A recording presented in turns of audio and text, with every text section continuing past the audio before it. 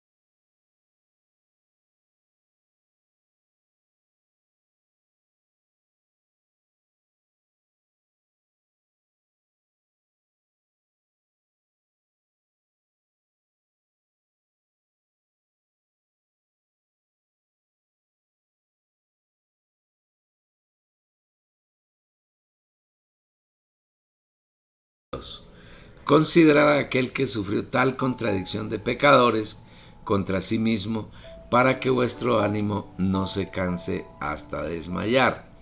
Hebreos 12, versículos 1 al 3. No hay manera de escapar de la disciplina del Señor, porque tenemos la condición y la realidad de ser sus hijos. Él azota y disciplina a todos sus hijos sin excepción. Porque aún no habéis resistido hasta la sangre, combatiendo contra el pecado, y habéis olvidado por completo la exhortación que como a hijos se os dirige diciendo: Hijo mío, no menosprecies la disciplina del Señor, ni desmayes cuando eres reprendido por Él, porque el Señor al que ama disciplina.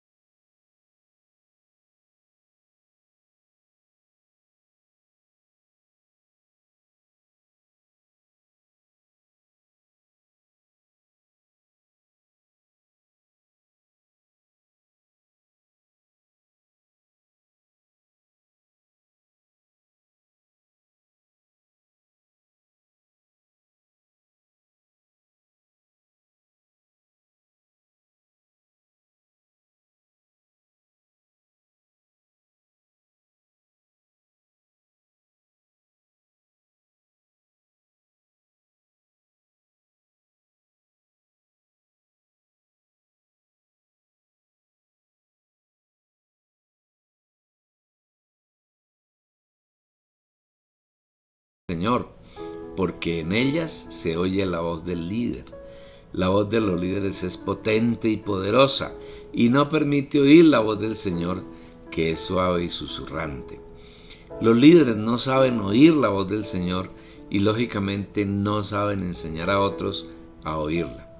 Si somos bienaventurados y oímos su dulce voz, después de oírla, se requiere una segunda acción: abrir la puerta. Si alguno oye mi voz y abre la puerta. Puede ocurrir que algún creyente oiga la voz del Señor, pero no quiera abrir la puerta. No la abre porque está ocupado en las muchas actividades de su congregación. Su alma está saturada de doctrinas y su corazón está cerrado a la novedosa palabra del Señor, o es un creyente negligente que no tiene el hábito de ejercitar sus talentos y nunca abre la puerta al Señor cuando Él llama. Si tenemos la bienaventurancia de oír su voz y abrir la puerta, hemos logrado un hecho maravilloso, porque inmediatamente después de que lo invitamos, el Señor entra a nosotros. Si alguno oye mi voz y abre la puerta, entraré a él. Obsérvese atentamente que Él no entra a una congregación, a un edificio ni a una organización, sino a la persona que lo ha oído y le ha abierto la puerta. No espere a que el Señor entre a las grandes congregaciones, porque allí no se ama ni se aprecia al Señor. En ellas se importa ganar multitudes, diezmar y ofrendar ingentes cantidades de dinero y riquezas en especie, engrandecer y llenar de fama al pastor o al líder, pero no agradar al Señor. Él no tiene nada que hacer allí y por eso no entra, se queda a la puerta. El Señor entra donde se hace su voluntad, donde se le escucha atentamente, donde se le aprecia, se le ama y se le respeta. En las congregaciones, los feligreses hacen la voluntad del pastor, escuchan la voz del pastor, respetan y aman al pastor y el Señor no entra allí. No tiene nada que hacer.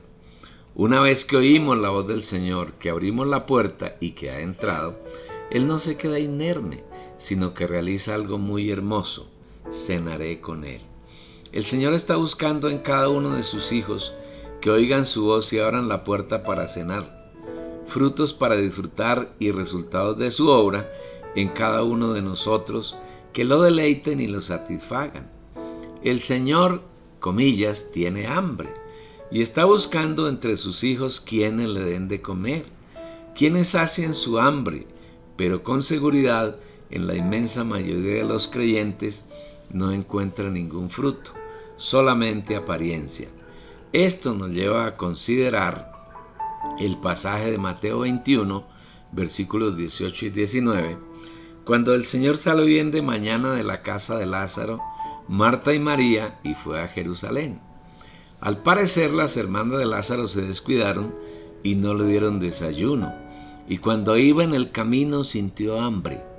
Vio cerca del camino una higuera y fue a ella con el fin de tomar uno de sus frutos y saciar su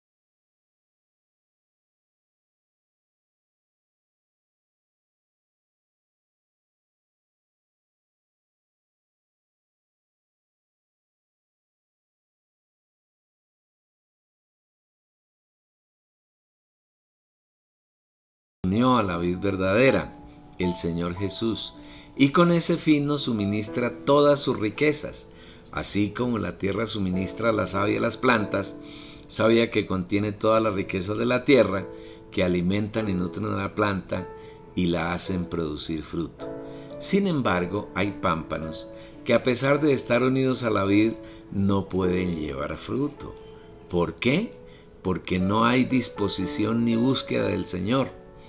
Producir fruto requiere una labor cuidadosa y diaria de parte de Dios y de cada creyente. Si un creyente no se preocupa por disfrutar las riquezas de Dios en cada momento de su vida, no llevará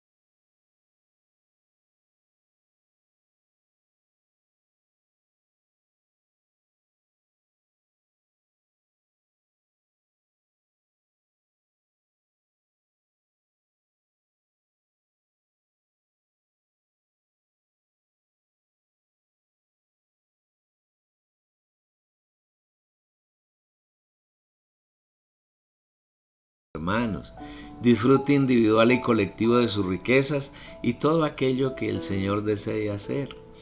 Así el Señor podrá cenar con nosotros una vez que hemos oído su voz y abierto la puerta. Pero en esa comunión íntima con el Señor no solo hay disfrute para Él, sino también para nosotros. Entraré a Él y cenaré con Él y Él conmigo. Una vez que el Señor ha cenado, se ha saciado con el producto de su trabajo en nosotros, podemos también cenar con Él, es decir, que Él se presenta como los ricos ingredientes para nuestra cena. Sus riquezas son inagotables y esa cena no tiene fin, porque permanentemente estamos disfrutando de las riquezas de Cristo y sus riquezas nunca se agotan. Vamos a considerar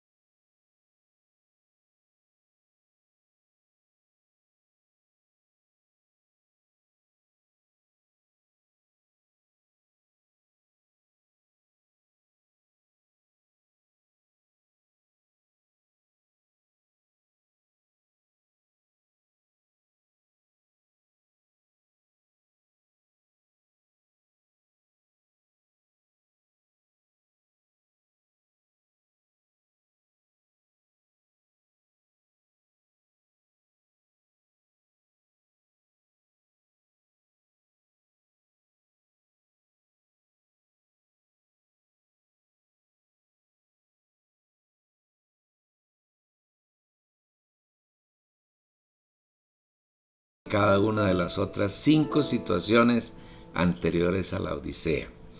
En otras palabras, es necesario vencer la situación de la caída del primer amor, que es la condición de Éfeso. Y por esa razón los hijos de Dios se llenaron de tinieblas, porque el Señor quitó el candelero, y se desnutrieron espiritualmente porque perdieron el acceso al árbol de la vida para alimentarse del Señor y ser nutridos con sus insondables riquezas. De la misma manera, los creyentes que vivimos en la tercera década del siglo XXI debemos vencer la situación de pobreza de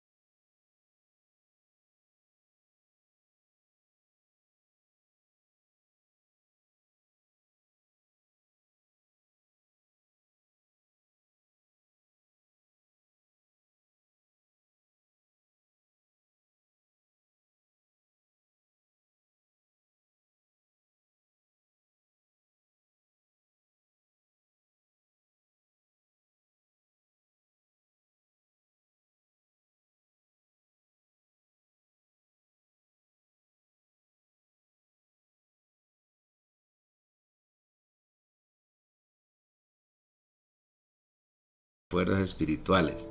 Igualmente están subyugados a líderes que promocionan el nicolaísmo, actitud que es odiosa delante del Señor. En la medida que tenemos comunión con el Padre, que disfrutamos de sus riquezas y que llenamos nuestra alma de Él, vamos atacando y desestabilizando el trono de Satanás. Vamos eliminando de nuestra vida la idolatría y la fornicación espiritual y derribamos la jerarquización de la iglesia, la que el Señor aborrece. Los creyentes que vivimos en este tiempo estamos siendo llamados por el Señor para vencer la degradación que hay en Pérgamo. En Tiatira se ha entronizado Jezabel, que es una falsa profetisa, y a cambio de enseñar a los hijos de Dios a seguirlo a él, los enseña a cometer fornicación, a sacrificar a los ídolos y a comer de esa comida venenosa. No esperemos que el catolicismo se arrepienta, porque el Señor declara que le ha dado tiempo para el arrepentimiento, pero ella no ha querido. Lo que debemos es salir de ella y no tener nada que ver con una, comillas, iglesia llena de idolatría, de fornicación y de misterios diabólicos. Si en verdad amamos al Señor, no debemos participar de ninguno de sus ritos, porque todos son sacrificios de adoración ofrecidos a Satanás. Y oí otra voz del cielo que decía: salid de ella, pueblo mío, para que no seáis partícipes de sus pecados, ni recibáis sus plagas, porque sus pecados se han amontonado hasta el cielo, y Dios se ha acordado de sus injusticias. Pagadle a ella como ella os ha pagado, y dobladle al doble según sus obras. En el cáliz en que ella preparó bebida, prepararle a ella el doble. Cuanto ella se ha glorificado y ha vivido en lujos, tanto darle de tormento y llanto, porque dice en su corazón: yo estoy sentada como reina, y no soy viuda, y jamás veré llanto. Por lo cual en un solo día vendrán sus plagas, muerte, llanto y hambre, y será quemada con fuego, porque fuerte es el Señor Dios que la juzga. Apocalipsis 18, versículos 4 al 8. La condición de muerte de Sardis es otro de los ingredientes que ha invadido a la iglesia en este tiempo, y para evitar caer en su degradación, es necesario que disfrutemos abundantemente al Señor como la vida eterna. De esa manera seremos dignos de bordar junto con el Señor nuestro vestido de bodas, de lino fino, limpio y resplandeciente, para participar de las bodas del Cordero que durarán 1000 años, y para andar con el Señor en vestiduras blancas. La última condición a vencer para quienes vivimos en los tiempos que anteceden a la venida del Señor es la tibieza de la Odisea, que hemos explicado ampliamente en las páginas precedentes. Podemos ver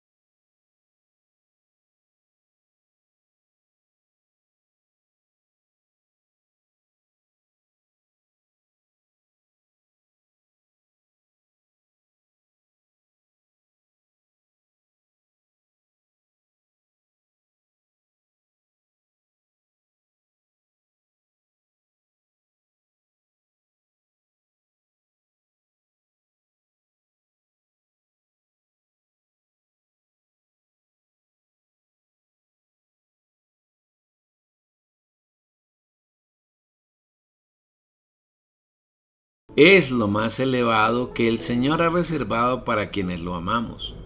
Su trono no es un trono terrenal y corrupto de un rey humano, ni el gobierno degradado de un presidente y de un primer ministro. Es el trono de Dios, en el que tú y yo, amable lector oyente, tenemos la posibilidad de sentarnos un día para disfrutar plenamente al Señor y ejercer su autoridad junto con Él en el universo. Solo necesitamos vencer la degradación de la iglesia, de la que nos hemos ocupado a lo largo de este libro. Cuando vemos esta maravillosa promesa, imaginamos que Dios necesita muchos tronos para poner en cada uno de ellos a cada vencedor. Pero nótese que el Señor habla de un solo trono, mi trono, no una multitud de tronos. ¿Cómo cabrá tanta gente en un solo trono? Aunque somos cientos de miles, en verdad somos uno solo, porque ese es el cuerpo de Cristo. Cristo hoy es un cuerpo que tiene muchos miembros, pero es un único cuerpo. El Señor es la cabeza del cuerpo y nosotros somos miembros suyos, y Él con nosotros y nosotros con Él somos solamente uno. Porque así como el cuerpo es uno y tiene muchos miembros, pero todos los miembros del cuerpo, siendo muchos, son un solo cuerpo, así también el Cristo. Porque en un solo espíritu fuimos todos bautizados en un solo cuerpo, sean judíos o griegos, sean esclavos o libres, y a todos se nos dio a beber de un mismo espíritu. 1 Corintios 12, versículos 12 y 13. El Señor trabaja en nuestro interior para llevarnos a ser uno con Él, para entrar en el reino de los